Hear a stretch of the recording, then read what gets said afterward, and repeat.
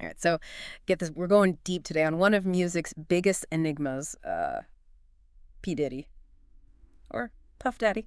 Or, wait, is it Sean Combs these days? I mean, honestly, the man's reinvented himself more times than I've hit shuffle on my playlist, but that's kind of what makes this whole thing so fascinating, right? What's really captivating about Diddy is this incredible contrast he embodies.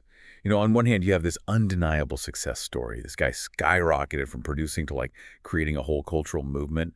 But at the same time, there's this shadow that seems to follow him, fueled by all these whispers and accusations. That's exactly what we're here to unpack today. For sure. And let me tell you the source material you sent over on this. It's like a real-life page-turner, the life and career of Diddy. Especially with all the stuff surrounding Biggie and Tupac, it's intense. So to really get into it, I think we got to start with this whole two sides of Diddy thing. Absolutely. So on one side, you've got this image of success, and this is the guy who built an empire from the ground up. And not just any empire, right? We're Yeah. talking cultural icon status. Exactly. But that success, it's almost like it's overshadowed by these dark clouds of suspicion, and those clouds really started to gather after the death of Biggie Smalls. And it wasn't just that Biggie was shot, right? I mean, this was Diddy's close friend, someone he considered family. And then to make matters even worse, it happened just a few months after Tupac Shakur was killed. Talk about a crazy time in hip-hop. Absolutely. Yeah. And that context is crucial because Biggie and Diddy weren't just industry colleagues. They were like brothers. Right. So when Biggie was murdered in '97, the rumors about Diddy's involvement, they started swirling almost immediately. I can't even imagine the weight of that. To be grieving 1 minute, and then the next, people are whispering about whether you had something to do with it. It's a lot to process. And that's where things get really murky. Because the source material you shared, it dives into these persistent theories that Diddy knew more about Biggie's death than he let on. Some even go as far as suggesting that he orchestrated the whole thing. Hold up, orchestrate it, like had him killed. Are we talking full-on conspiracy theories here? We're getting into that territory, yes. But before we go down that rabbit hole, it's important to remember that there's no concrete evidence directly linking Diddy to Biggie's death. However, these rumors, they're not based on nothing. They stem from the climate of the East Coast-West Coast rivalry, which was at its peak at that time. Right. The whole Bad Boy versus Death Row thing, this was way more than just some diss tracks. This was a full-blown cultural war playing out in the media. And it had some very real consequences. And Diddy, he was right in the thick of it. Exactly. And that's why understanding that deeper context of the rivalry is so important, because he was seen as a central figure on the East Coast, representing Bad Boy Records alongside Biggie. So naturally, when tensions escalated with Tupac and Death Row on the West Coast, People started connecting the dots. Biggie's dead. Tupac's gone. And suddenly, Diddy's at the center of all these questions. So was it just a tragic coincidence? Or was there something more sinister going on? Okay, so we're talking about a time when the music industry was like a powder keg, right? And Diddy's right there holding a match. yeah, it's a powerful analogy. And you got to remember, this was the 90s. Hip-hop was exploding. Yeah. But it was also seen as dangerous, like a threat by some. And the media, they weren't exactly helping. They often fanned the flames of this whole East Coast-West Coast rivalry thing, made it seem even bigger and scarier than it might have actually been. Right, like pouring gasoline on the fire. Exactly. Because you got this perfect storm brewing. Intense competition, media scrutiny, these larger-than-life personalities clashing. And where's Diddy in all of this? That's just it. In this storm, he's often painted as the puppet master, the one pulling the strings behind the scenes. Wait, hold on. Puppet master how? Well, think about it. He wasn't just an artist. He was building an empire. Bad Boy Records. That wasn't just a label. It was a cultural force.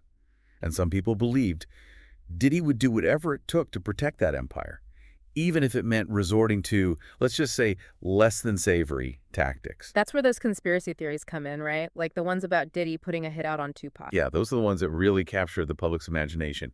And then there were even whispers about him silencing witnesses, paying people off to keep things quiet. And now again, it's important to remember, these are just theories, but they really highlight the level of distrust and fear that surrounded Diddy during that time. It's wild how those stories, they become like inseparable from the actual events.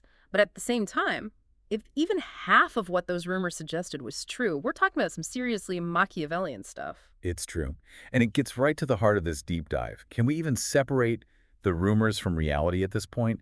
Can we reconcile the image of Diddy as this grieving friend with the possibility that he was involved in something much darker? It's like trying to solve a puzzle.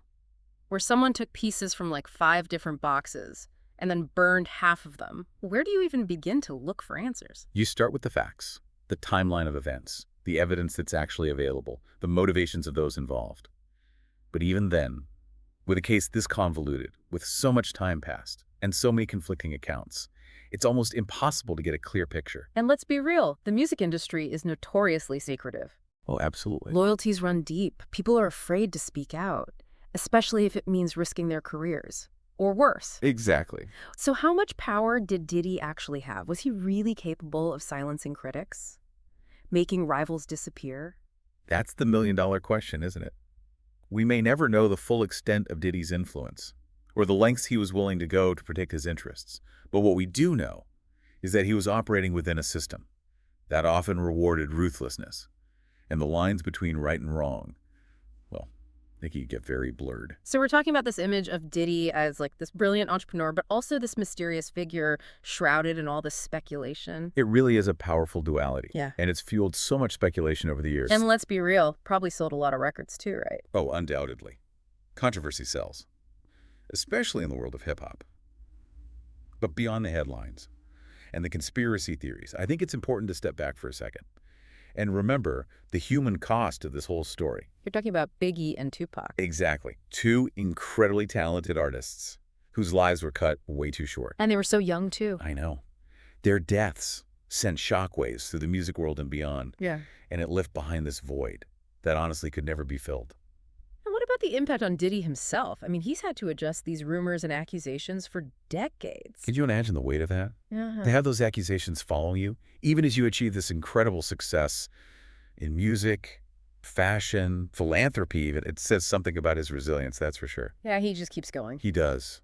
But it also makes you wonder about the toll it must take. It's like a constant reminder of this dark chapter in hip-hop history. And a chapter that he's forever linked to. Exactly. Which brings us back to that initial question. Can we ever really separate Sean Combs, the man, from P. Diddy, the icon, the brand, the enigma? It's tough to say. I'm not even sure we can or should, for that matter. Maybe the answer isn't about separating the two, but trying to understand how they coexist. That's a really insightful way to put it. Yeah. Because at the end of the day, Diddy's story is this complex tapestry woven from ambition, Yeah. talent, tragedy, And resilience. it's a story that makes you think about the music industry in a whole new light. It really does. And it forces us to confront some uncomfortable truths about fame and the power of speculation. Absolutely. So as we kind of wrap up this deep dive, what's the biggest thing our listeners should take away from all of this? I think the biggest takeaway here is the importance of critical thinking. Don't just accept the narratives you're given, especially when it comes to figures like Diddy, who operate within these systems of power and influence. Question everything, examine the evidence, and be wary of those easy answers. Because sometimes the most important thing isn't finding the definitive truth. Right. It's about embracing those gray areas, Absolutely. the complexities, the unanswered questions. That's where things get really interesting. Exact. And when it comes to the world of hip-hop, with all its contradictions and its influence, those gray areas are often the most fascinating and revealing. This has been The Deep Dive. We'll catch you next time for another deep dive into a topic that's sure to make you think, question, and maybe even see things a little differently.